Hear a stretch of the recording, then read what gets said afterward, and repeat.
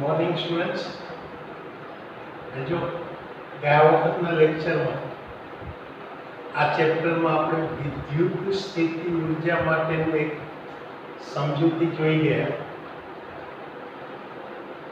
કે વિદ્યુત ક્ષેત્ર એ સંરક્ષિત ક્ષેત્ર છે. પરિણામે વિદ્યુત ક્ષેત્રમાં તમે જો કોઈ વિદ્યુત ભાર લો તો એની કંઈક વિદ્યુત સ્થિતિ ઉર્જા મળે. આપણે જોયું કે પ્રાપ્તિ સ્થાન વિદ્યુત ભારથી r અંતરે બીજા કોઈ વિદ્યુત ભાર સ્મોલ q ને મૂકવામાં આવે તો એની વિદ્યુતીય સ્થિતિ ઉર્જા એટલે આપણને કેટલી મળતી હતી? Q/4πε0 r જેટલી મળે. એટલે આ આપણને સ્થિતિ ઉર્જાની વાત મળે. તે રીતે જો આપણે અહીંયા આગળ એ પણ જોઈ ગયા કે આ સ્થિતિ ઉર્જામાં થતો ફેરફાર એ માત્ર પ્રારંભિક અને અંતિમ સ્થાન ઉપર જ આધાર રાખે, એટલે કે એ પ્રક્રિયાના માર્ગ ઉપર આધાર રાખતો નથી. માટે આપણે ત્યાં કહ્યું કે જો r થી p પર લાવીએ તો સ્થિતિ ઉર્જામાં થતો ફેરફાર એકસરખો મળે. એટલે કે હવે અહીંયા આગળ આપણે જોઈએ તો આ q ધન વિદ્યુત ભાર કે જે આ બિંદુ O પર છે, ચલો બિંદુ O થી એના વિદ્યુત ક્ષેત્રમાં એટલે q ના વિદ્યુત ક્ષેત્રમાં એક બિંદુ r લઈએ, બીજું આપણે બિંદુ p લઈએ. તો હવે અહીંયા આગળ હું આમ કહી શકું કે પ્રાપ્તિ સ્થાન વિદ્યુત ભાર એટલે કે q ધન વિદ્યુત ભાર ના વિદ્યુત ક્ષેત્રમાં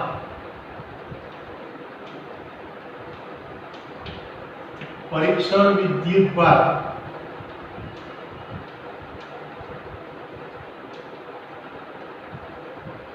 પ્લસ q ની p અને r બિંદુએ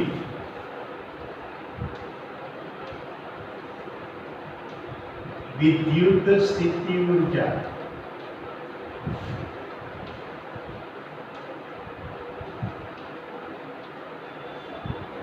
જો UP અને UR હોય તો આપણે કહી શકતા હતા કે UP માઇનસ UR બરાબર Q upon 4πε0 અહીંયા 1/Rp minus 1/R. આપણને સ્મોલ q વિદ્યુત ભાર માટે ઉર્જાનો તફાવત મળતો. હવે જો આ તફાવત લેવામાં પરીક્ષણ વિદ્યુત ભાર તરીકે એકમ ધન વિદ્યુત ભાર લેવામાં આવે તો પરિસ્થિતિ શું થાય? કે જો પરીક્ષણ વિદ્યુત ભાર તરીકે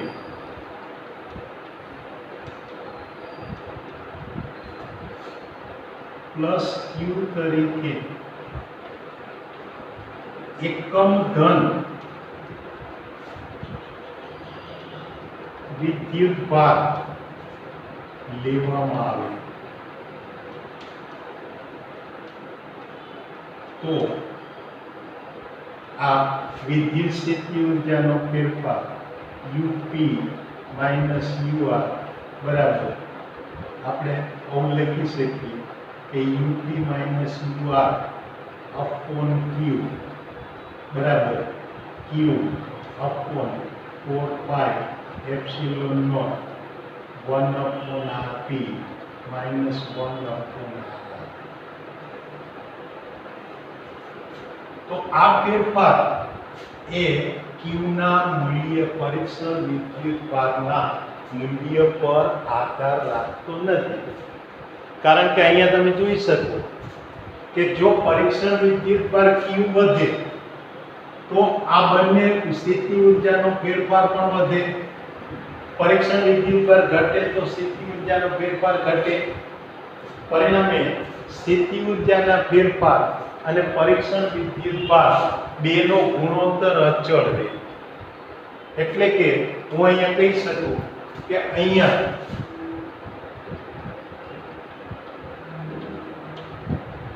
UP minus UR upon Q આ અચળ રહે છે આપેલા તંત્ર માટે.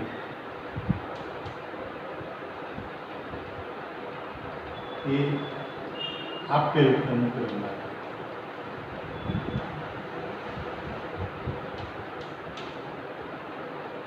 તો હવે શું થાય કે આ તો આપણી પાસે અહીંયા આગળ વાત થઈ કે પેલા બિંદુવત Q વિદ્યુતભારની. જો અહીંયા આગળ આપણી પાસે વિદ્યુત ક્ષેત્ર એ આના કરતા વધારે વિદ્યુતભાર વડે મળેલું હોય, એક કરતા વધુ વડે, તો પણ આપેલા બિંદુએ વિદ્યુત ક્ષેત્રની તીવ્રતા તો અચળ જ રહેવાની. પરિણામે એકમ વિદ્યુતભાર ઉપર લાગતું બળ જે છે એ તો આપણને એક સરખું જ મળવાનું, અને એ વખતે પણ એ બળ વિરુદ્ધ થતું કાર્ય એટલે સ્થિતિ ઊર્જાના ફેરફાર જેટલું જ મળવાનું. એટલે આ રીતે અહીંયા આગળ આપણે કહી શકીએ કે આ સ્થિતિ ઊર્જાનો ફેરફાર અને વિદ્યુતભાર બેનો ગુણોત્તર અચળ રહે છે. એટલે કે તે પરીક્ષણ વિદ્યુતભાર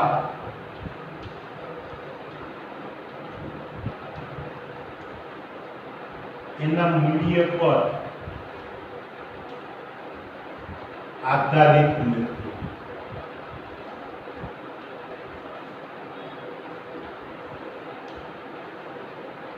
તો આવું જ્યારે બને ત્યારે આ તફાવતને એક વિશિષ્ટ નામ આપીએ છીએ, અને એ નામ આપીએ છીએ એને એના વિદ્યુત સ્થિતિમાનનો તફાવત.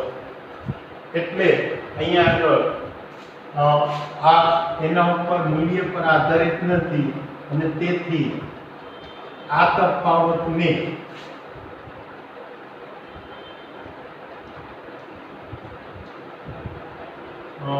વિદ્યુત ક્ષેત્રના P અને R બિંદુઓના વિદ્યુત સ્થિતિમાન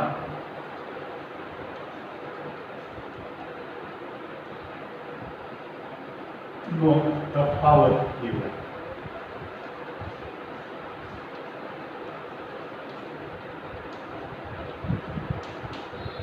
એટલે કે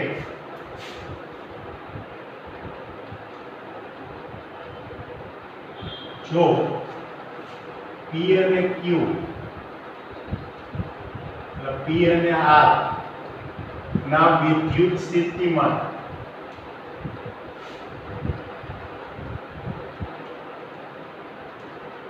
VP અને VR હોય તો VP માઇનસ VR બરાબર UP minus UR upon Q. પણ જ્યારે સ્થિતિ ઊર્જાનો તફાવત લો તો એ તો એના ઉપર થતા કાર્ય જેટલો છે. એટલે કે અહીંયા પણ UP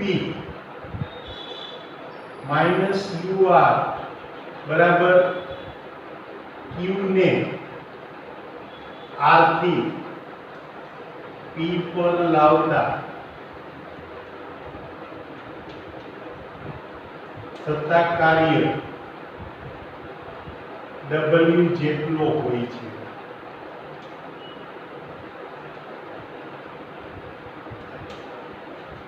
ને માટે કહી શકાય કે તેથી UP minus UR upon Q એટલે એકમ ધન વિદ્યુત ભારને R થી P પર લાવતા થતા કાર્ય જેટલો હોય.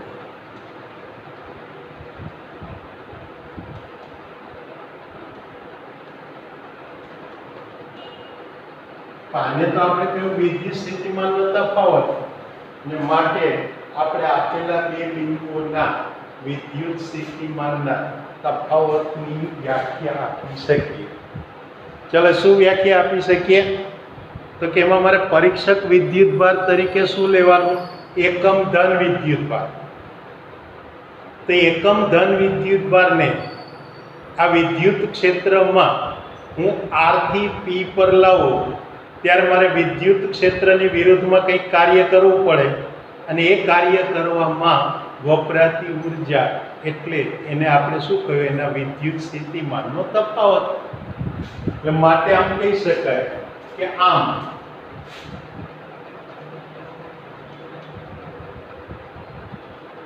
એકમ ધન વિદ્યુતભાર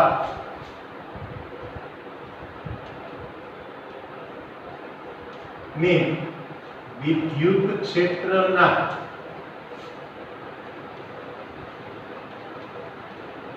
કોઈ એક બિંદુ પરથી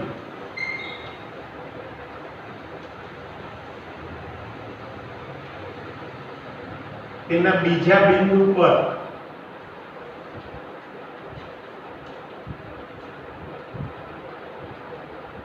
લાવતા થતા કાર્યને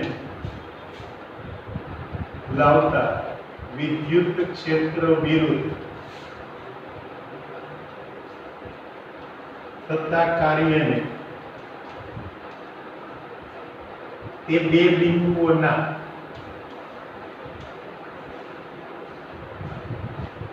વિદ્યુત સ્થિતિમાનનો તફાવત કહેવાય.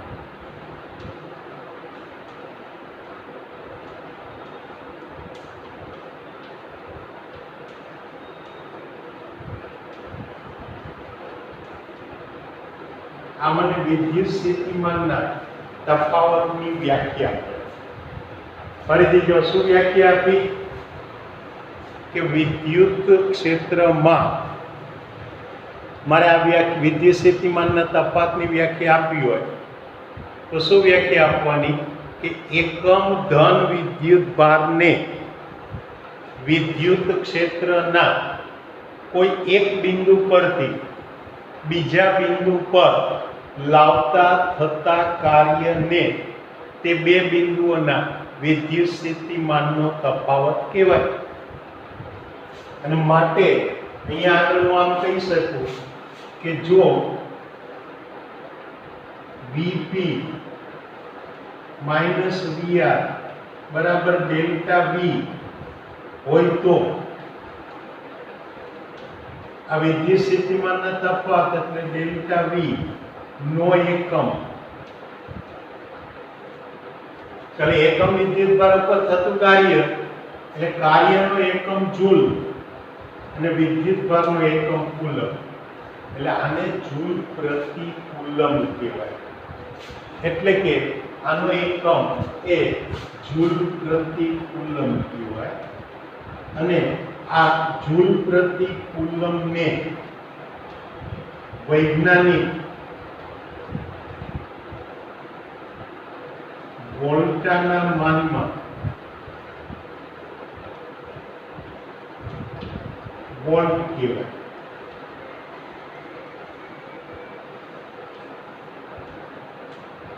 માટે કહી શકાય કે ડેલ્ટા V નો એકમ એ વોલ્ટ છે.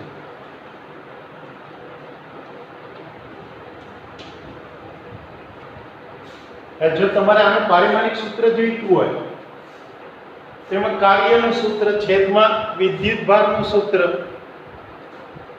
અને વિદ્યુતભારને પછી છેદમાંથી અંશમાં લાવો તો હવે જુઓ કે માટે ડેલ્ટા V ના પરિમાણ લો. ચલો કાર્યના પરિમાણ એટલે તો m1 L2 T - 2. વિદ્યુતભારને q વડે દર્શાવો તો q છેદમાંથી અંશમાં લાવો એટલે q -1 એટલે આ મને એના પરિમાણ મળે. ક્યારેક તમે વિદ્યુત ભારને q ને પ્રવાહ ગુણ્યા સમયના સ્વરૂપમાં એટલે a × t વડે પણ દર્શાવી શકો અને એ રીતે દર્શાવો તો અહીંયા આ a -1 t -1 અંશમાં વધારાના આવશે એટલે આને બીજી રીતે આમ પણ કહી શકું કે અથવા m1 l2 t -3 a -1 આ એના પરિમાણ થાય. એટલે આ રીતે વિદ્યુત સ્થિતિમાનના તફાવત એના એકમ અને પરિમાણ મળે. હવે જે પ્રકારે પ્રાપ્તિસ્થાન વિદ્યુતભારની અનંત અંતરે વિદ્યુત સ્થિતિ ઊર્જા આપણે શૂન્ય લીધી, પણ અહીંયા આગળ અનંત અંતરે તમે એકમ ધન વિદ્યુતભાર મૂકેલો હોય તો એની વિદ્યુત સ્થિતિ ઊર્જા એટલે કે વિદ્યુત સ્થિતિમાન એ આપણને શૂન્ય મળે. એટલે કે ત્યાં શૂન્ય લઈ શકાય. એટલે આ રીતે હું આમ કહી શકું કે અહીંયા પ્લસ q થી અનંત અંતરે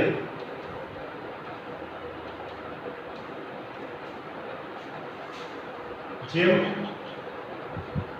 વિદ્યુત ભારની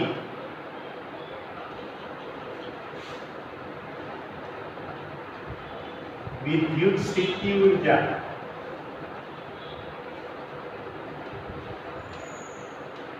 શૂન્ય લેવામાં આવે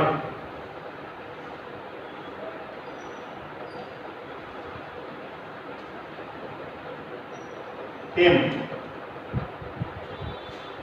તે બિંદુએ વિદ્યુત સ્થિતિમાન પણ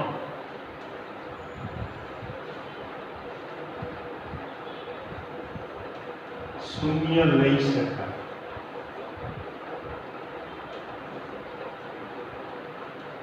કારણ કે આમ જોવા જાવ તો વિદ્યુત સ્થિતિમાન એટલે બીજું કશું જ નથી, એકમ ધન વિદ્યુત ભારની વિદ્યુત સ્થિતિ ઊર્જા છે. એટલે અનંત અંતરે એકમ ધન વિદ્યુત ભારની વિદ્યુત સ્થિતિ ઊર્જા એટલે કે વિદ્યુત સ્થિતિમાન શૂન્ય લઈ શકાય.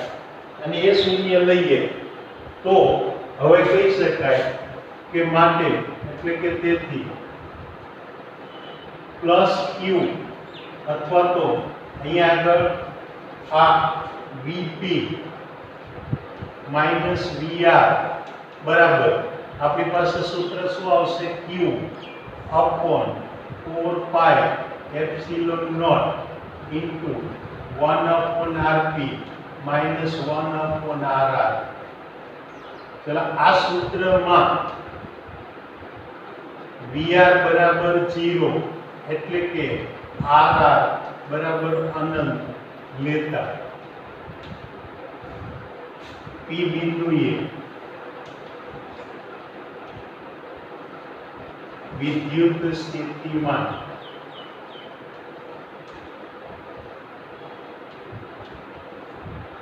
Vp બરાબર q upon 4 pi epsilon naught Rp મળે. અને Rp બરાબર R લેતા ચલો Rp બરાબર R લેતા Vp બરાબર q upon 4 pi epsilon naught R. મિત્રો ટેક્સ્ટ બુકમાં તમને બિંદુવત વિદ્યુતભાર માટે r અંતરે વિદ્યુત ક્ષેત્રનું સૂત્ર કયું છે? એટલે આ પ્રકારનું સૂત્ર મળે. હા, જો તમારી પાસે અહીંયા વિદ્યુત ક્ષેત્ર એક કરતા વધુ વિદ્યુતભાર વડે ઉત્પન્ન થયું હોય તો ત્યાં આગળ એ સૂત્ર બદલાય. પણ જ્યારે એક જ બિંદુવત વિદ્યુતભાર વડે વિદ્યુત ક્ષેત્ર ઉત્પન્ન થયું હોય તો આ રીતે લઈ શકાય.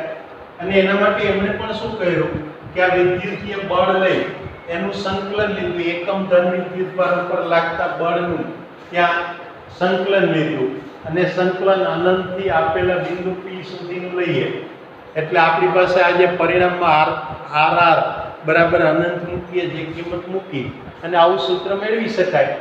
એટલે આ આપણને કોઈ પણ બિંદુવત વિદ્યુતભારથી r અંતરે વિદ્યુત સ્થિતિમાન માટેનું સૂત્ર મળે. જો આના બદલે તમારી પાસે એક કરતા વધારે વિદ્યુતભાર વડે ત્યાં વિદ્યુત ક્ષેત્ર ઉત્પન્ન થયું હોય તો ત્યાં વિદ્યુત ક્ષેત્રની તીવ્રતા E હોય અને તીવ્રતા E હોય એટલે એ વખતે એના ઉપર લાગતું વિદ્યુતીય બળ એટલે Q × E હોય અને આ બળની વિરુદ્ધમાં કાર્ય થાય એટલે પાછું આમાં સંકલન લેવા જાઓ એટલે ત્યાં તમે પાછું QE અને ડોટ dr કરી અને એના ઉપરથી સંકલન લઈને કાર્ય શોધી શકો.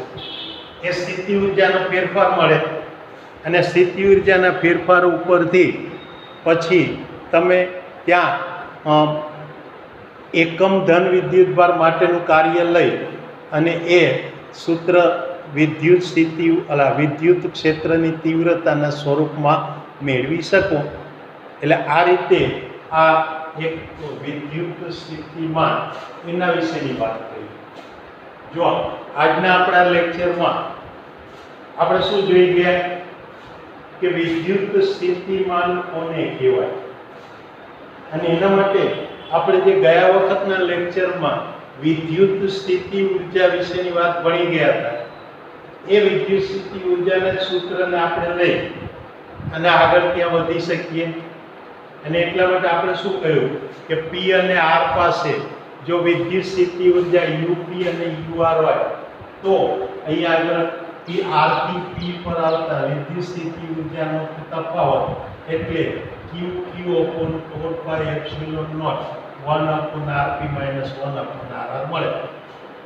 હવે આ પરીક્ષણ વિદ્યુતભાર તરીકે એકમ ધન વિદ્યુતભાર લઈએ તો અહીંયા આગળ આ જે તફાવત કાર્ય શોધવા જઈએ તો UP - UR/Q મળે અને એ આ જે UP - UR/Q એ આપણને અચળ મળે. કારણ કે આના ઉપરથી કહી શકાય કે આ બેનો ગુણોત્તર અચળ રહે છે એટલે કે એકમ ધન વિદ્યુતભારને જ્યારે તમે એક બિંદુથી બીજા બિંદુ પર લાવો તો થતું કાર્ય એ બે બિંદુઓના સ્થાન પર જ આધાર રાખે, એ એમના માર્ગ ઉપર આધાર રાખતું નથી. એટલે આ કાર્યને આપણે નામ આપ્યું એ આપેલા બે બિંદુઓના વિદ્યુત સ્થિતિમાનનો તફાવત. એટલે આ રીતે વિદ્યુત સ્થિતિમાનના તફાવતની આપણે વ્યાખ્યા આપી શક્યા કે એકમ ધન વિદ્યુતભારને વિદ્યુત ક્ષેત્રના કોઈ એક બિંદુ પરથી બીજા બિંદુ પર લાવતા થતા કાર્યને તે બે બિંદુઓના વિદ્યુત સ્થિતિમાનનો તફાવત કહેવાય. આ વિદ્યુત સ્થિતિમાનના તફાવતને આપણે એકમ લઈ શકીએ, એના પરિમાણ લઈ શકીએ. એટલે એના એકમ અને પરિમાણ વિશેની વાત કરી.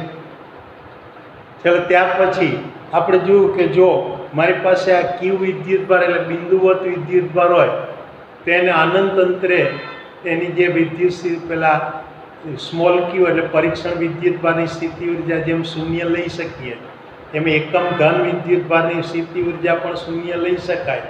એટલે કે એ અનંત અંતરે આપણે વિદ્યુત સ્થિતિમાન શૂન્ય લઈ શકીએ.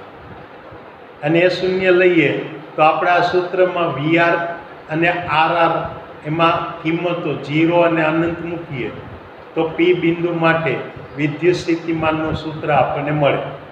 અને P બિંદુનું અંતર R કહીએ તો કોઈ પણ બિંદુવત વિદ્યુતભારથી R અંતરે વિદ્યુત સ્થિતિમાનનું સૂત્ર મળે. તો આમાં આપણો પરીક્ષણ વિદ્યુતભાર છે એ એટલો નાનો લીધો છે કે જેથી કરીને એ પ્રાપ્તિસ્થાન વિદ્યુતભાર એની કોઈ રચનામાં કંઈ ફેરફાર થતો નથી. એટલે કે અહીંયા પરીક્ષણ વિદ્યુતભાર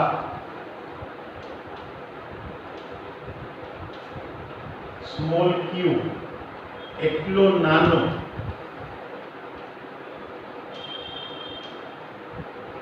લેવામાં આવે છે કે જેથી તેની હાજરીને કારણે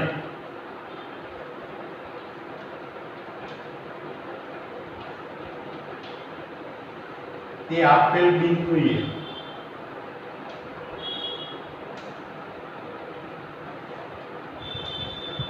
વિદ્યુત ક્ષેત્રમાં અથવા વિદ્યુત ક્ષેત્રની રચનામાં કોઈ ફેરફાર થતો નથી.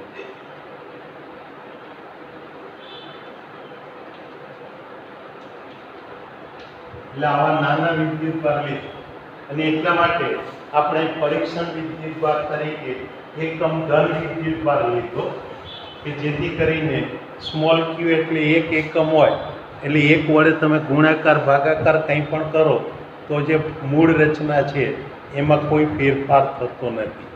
એટલે આ વિદ્યુત સ્થિતિમાન અને બિંદુવત વિદ્યુતભાર વડે મળતું વિદ્યુત સ્થિતિમાન એની વાત કરી. કે આવતી વખતના લેક્ચરમાં આપણે જોઈશું કે વિદ્યુત ડાયપોલને કારણે આપણને કોઈ પણ બિંદુએ વિદ્યુત સ્થિતિમાન મળે તો એના માટેનું સૂત્ર એ કયા પ્રકારનું હોય એ આપણે આવતી વખતના લેક્ચરમાં ભણીશું. ત્યાં સુધી રજા લઈએ. આવજો. Good bye.